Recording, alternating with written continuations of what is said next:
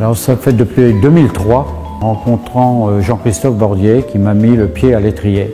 À partir de là, il m'a expliqué et de là, je suis parti à étudier le photogramme et comment la lumière pouvait pénétrer une matière et la transformer avec des jeux de main pour pouvoir arriver au photogramme. J'avais jamais fait de photo de ma vie.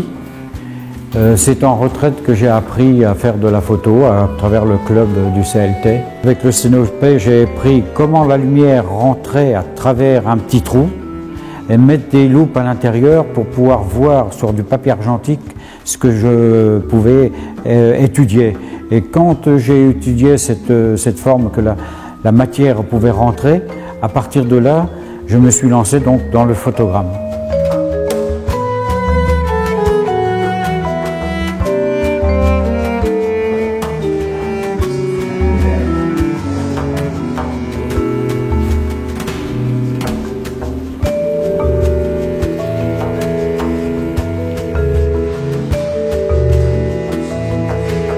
Je ne mets pas de mots et vous imaginez ce que vous voulez à travers mes images. Et donc quand je suis rentré dans ce milieu-là, que j'ai vu qu'on pouvait faire des images avec l'agrandisseur et trouver vraiment les formes, les fonds de l'image, là je suis rentré dedans et ça fait 10 ans que j'exploite cette branche-là. Et du reste, il y a un monsieur qui s'appelle Moali Nagy, qui a fait une école en Amérique, il appelle ça l'école des Lumières. Et je suis tout à fait d'accord avec lui, car c'est vraiment une belle école des Lumières.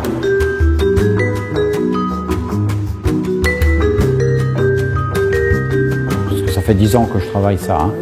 Donc à partir de là, je joue avec les mains, je joue avec les temps, et voilà ce que ça vous donne.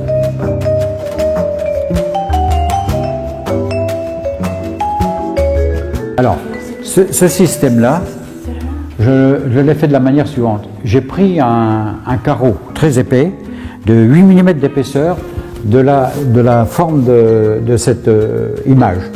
Ensuite, j'ai trouvé un système de genre d'encre de Chine avec une mousse au bout qui est à peu près 2 ou 3 cm de large. Donc j'ai attrapé mon carreau, je l'ai badigeonné avec cette encre-là de haut en bas. Une fois que je l'ai laissé sécher, j'ai pris une pointe de compas, la pointe sèche. Et donc après le soir, sur mes genoux et à travers la lumière, parce que je voulais voir la lumière à travers, et j'ai donc dessiné des formes comme ça, je voulais voir des têtes. Une fois que ça a été fait, vous pensez que quand vous tracez comme ça très finement sur de la peinture, ça me fait une petite épaisseur, mais des traits très fins. Donc, une fois que ça a été fait, je suis retourné dans mon labo et là, j'ai attrapé mon verre. Donc, vous avez le papier argentique brillant sur le dessus, mon verre plaqué sur la partie argentique, d'accord, bien posé dessus. Et là, j'ai remonté tout l'ensemble de l'agrandisseur et là, j'ai été chercher 5-6 minutes de lumière à pleine puissance pour pouvoir le reporter sur mon papier argentique. Et après, une fois que ça a été fait, j'ai été dans le révélateur. Et voilà ce que ça donne.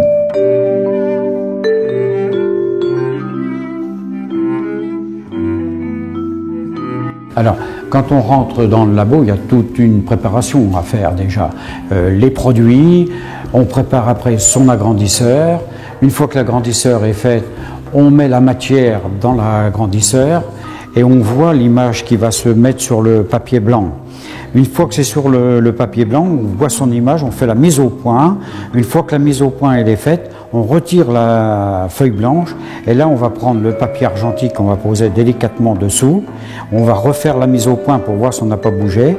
Et à partir de là, on va pouvoir envoyer de la lumière avec la commande au pied et travailler avec les mains pour pouvoir disperser la lumière sur le papier argentique. Ensuite, on prend notre papier argentique et on va la mettre dans le révélateur et on va voir l'image qui sort. Et au bout des 3 minutes, si l'image elle est convenable, on la met dans le bain d'arrêt, dans le fixateur. Après, on la lave et on a fait l'image.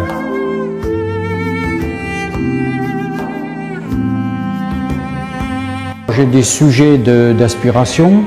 Et puis il y a des fois, il y a quelque chose qui m'arrive, qui me fait-il, même dans la nuit, des fois ça me travaille, ça m'arrive, je me réveille, je vois quelque chose, Et là, dès le lendemain matin, je vais la dessiner pour me la préparer. Et après, je l'étudie. Quand je l'ai bien dans la tête, là, je pars dans le laboratoire faire mes images.